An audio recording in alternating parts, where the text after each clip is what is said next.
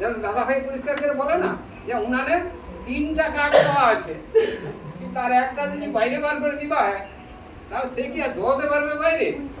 আগুনের সাথে থাকলে ভালো করে জ্বলবে। মানে আরো 2টা আছে জ্বলতে পারবে। সেরকম আমি ঘরে একার মধ্যে উঠি, একার মধ্যে শুই। আর পরমেশ্বর পিতার কাছে না অনেক ভাই বোন,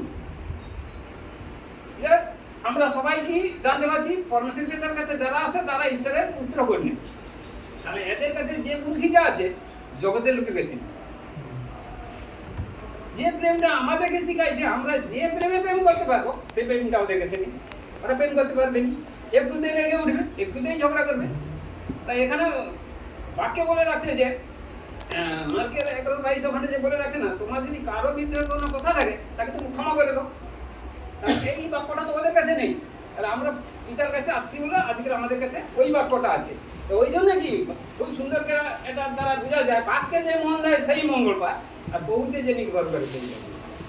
তাহলে আমি স্ত্রী আসছে তার স্বামী আসেনি, কি স্বামী আসছে তার স্ত্রী আসেনি, কিন্তু যার দুজন আসছে খুব উত্তম, এদের মধ্যে বিচ্ছেদটা হবে না, রাগারাগিটা হবে না। কেন? দুইজন তো পাইলো খাদ্যটা।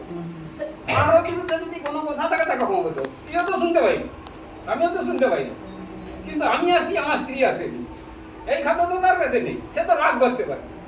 অতএব আমাকে তার কাছে নত হতে হবে, নিজের স্ত্রীর কাছে নত হতে হবে।